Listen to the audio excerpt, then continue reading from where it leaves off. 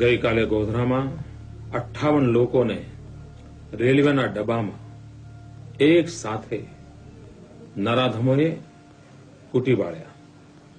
ક્યારેય માફ ન કરી શકાય એવું આકૃત્ય છે. ક્યારેય સમાજનું ભલું ન કરી શકાય. આપની લાગણી હું સમજી શકું છું, પરંતુ હું આપને કરબદ્ધ પ્રાર્થના કરું છું કે આજે સમય છે શાંતિનો, આવશ્યકતા છે સંયમની. I got a call from a foreign diplomat. She was a diplomat of one of the foreign Western nations. So she asked me that, have you heard what had happened in Godhra? Do you think that this is going to escalate? I just used one word. I said, hugely.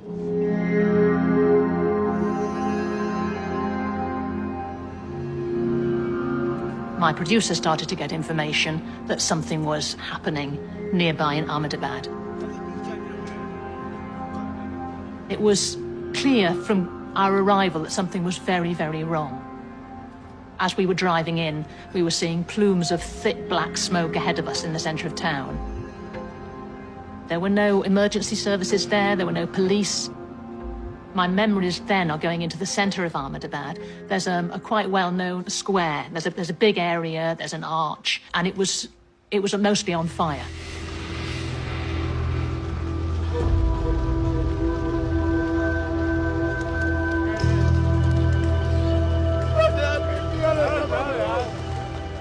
I remember a man who was a Hindu with his hands to his face watching his business, it was a travel agent's, burning. There were also other people informing me sometimes that the areas that were being targeted belonged to Muslims. This is exactly what the authorities hoped would never happen. The streets have become a battleground. The grief and anger at yesterday's murders has boiled over into violence, looting, and religious hatred. There was this sense of absolute lawlessness. It was a free-for-all. I remember seeing the police here and there, very, very disengaged.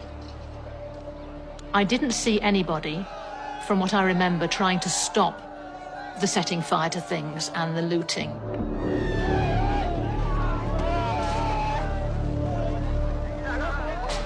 On the worst day of the violence, when murder and looting were taking place all across the city, we saw policemen just standing by, watching what was happening, but doing nothing to try to stop it. One of my colleagues in the team was having quite regular phone calls with a contact of his. It was someone, I understand, who was high up in the police force, and they were giving information to my colleague that they'd been told, let it happen. There will be a reaction to what happened in Godhra. Let it happen. And we were hearing that those orders to let all this happen were coming from the top.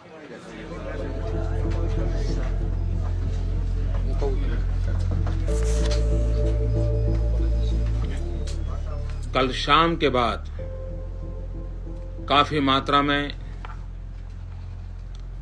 हिंसक वारदातों में कटौती आई है. दिन गया है. मुझे लगता है कि स्थिति सामान्य होने में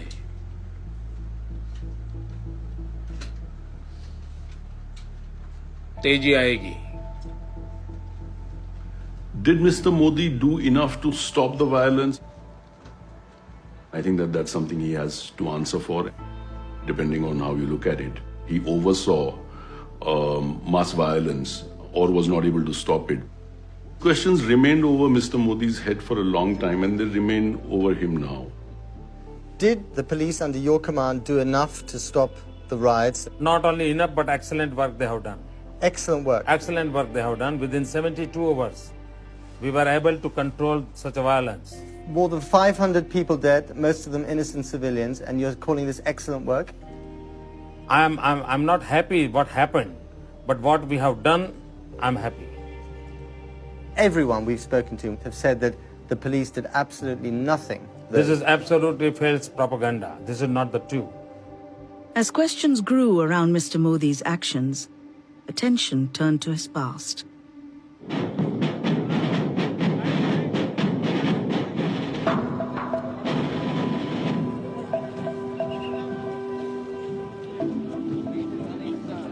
RSS stands for Rashtriya Swayamsevak Sangh, the Association of Indian Volunteers. The RSS is a political organization. It believes that this is a country of the Hindus.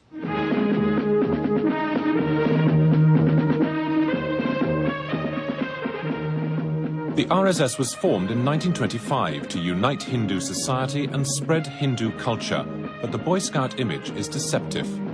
Based on principles of discipline, patriotism and unquestioning obedience, the RSS seeks to establish the superiority of Hindus over all other races in India.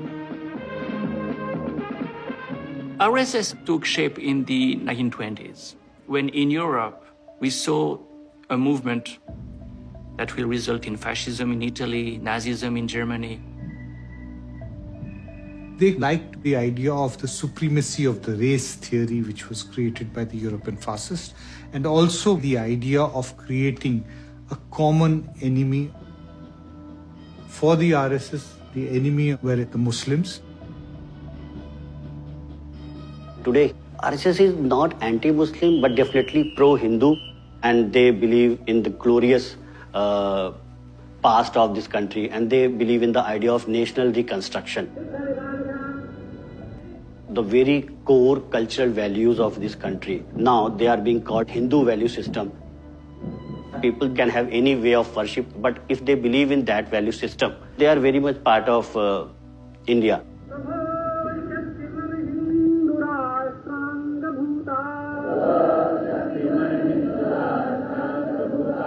RSS always recruits children, very young boys, because they want to tell them who they are when they are still malleable.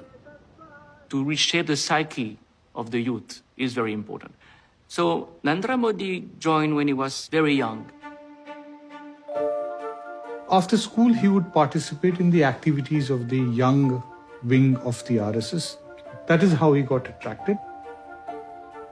Gradually, he has climbed all the ladder of all the posts of responsibility. And at a very young age, Modi is a product of the RSS. He has learned his politics, his lifestyle.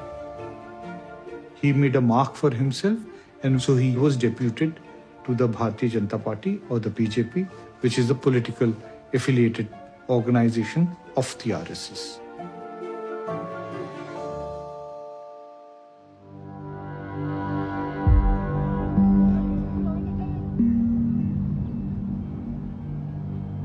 As the violence subsided, stories began to emerge about what had happened to some of the victims.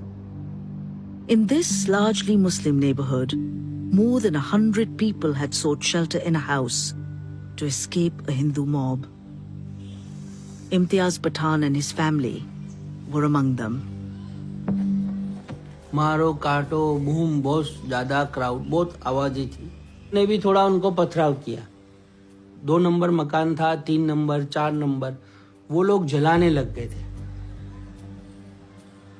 यहाँ पे पूरी society के लोग बचने के लिए यहीं पर आ गए थे फिर सारी जो औरतें थी वहाँ चिल्ला रही थी बहुत आवाज था मैं डरा था हमारा गुनाह क्या है क्या गुनाह हम मुस्लिम